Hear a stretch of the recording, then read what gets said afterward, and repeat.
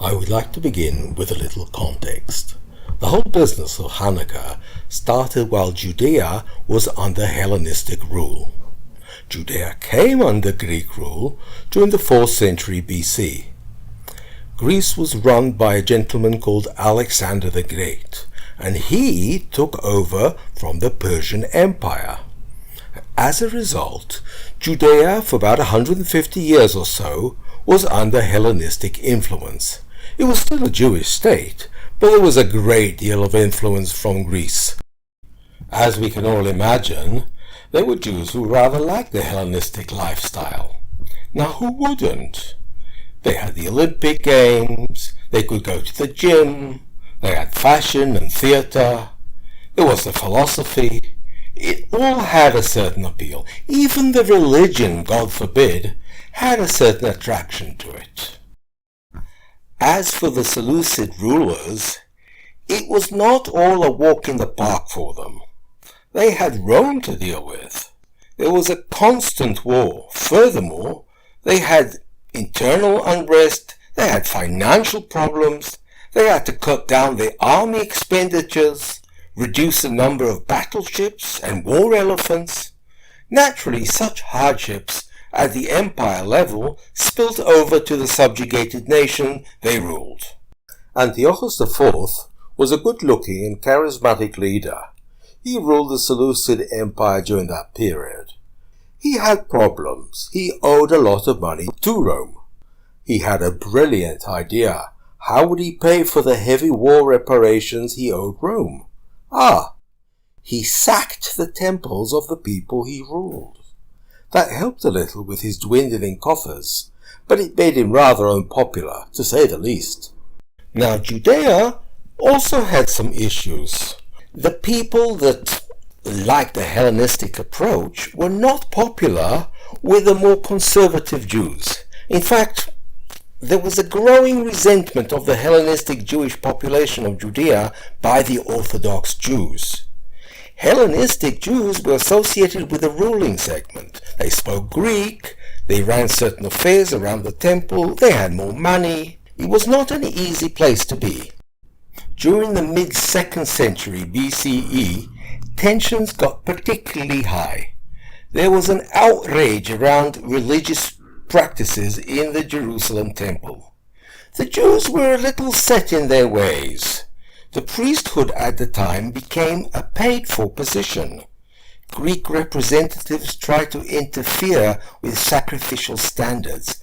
Pork and idols, of all things, were introduced at the temple. This act infuriated many, if not all, of the Orthodox Jews. Riots broke out, and the Hellenistic ruling class was expelled or reduced or killed. This is called the Maccabean Revolt. In reality, it had some aspects of a civil war. So here, one is tempted to humbly ask, what has all this got to do with celebrating Hanukkah? Exactly. Hanukkah means rededication. During the first years of the Maccabean Revolt, the temple in Jerusalem was rededicated for religious practices. Before that, it was defiled by all the idols and the impure animals. Now this involved lighting the menorah, purifying the oil vessels, and various other acts. But wait, we're not there yet.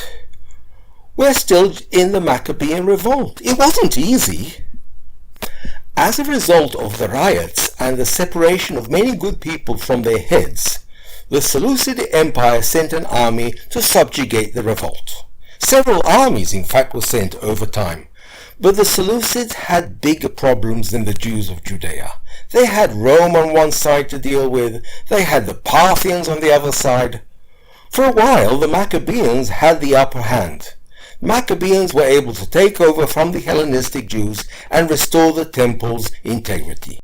And this is where Hanukkah is introduced. Once the integrity of the temple was restored, letters were sent to all Jewish settlements outside Judea to announce the rededication of the temple, the victory over the Seleucids, and the miracle of the oil.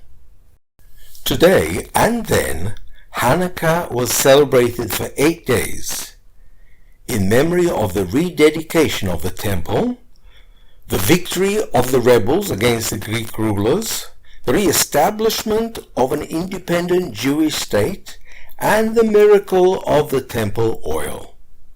The Hanukkah festival, also known as the Festival of Lights, involves lighting candles every evening, dishing out gifts, playing special games, and lest I forget, the very popular practice of consuming Jewish donuts and dumplings. Although the Seleucids were much stronger and well trained as the army, eventually a sovereign Jewish state was established. It retained its independence for about 100 years. Eventually, like much of the Levant, Judea was taken over by Rome. In the year 63 BCE, Pompey conquered Jerusalem and Judea became a Roman subjugated state. But the Festival of Lights had been celebrated throughout the years. It's the best part of the year. Thank you for listening all this way. When you come to Israel, let me know in advance. I may be able to show you around. Goodbye for now.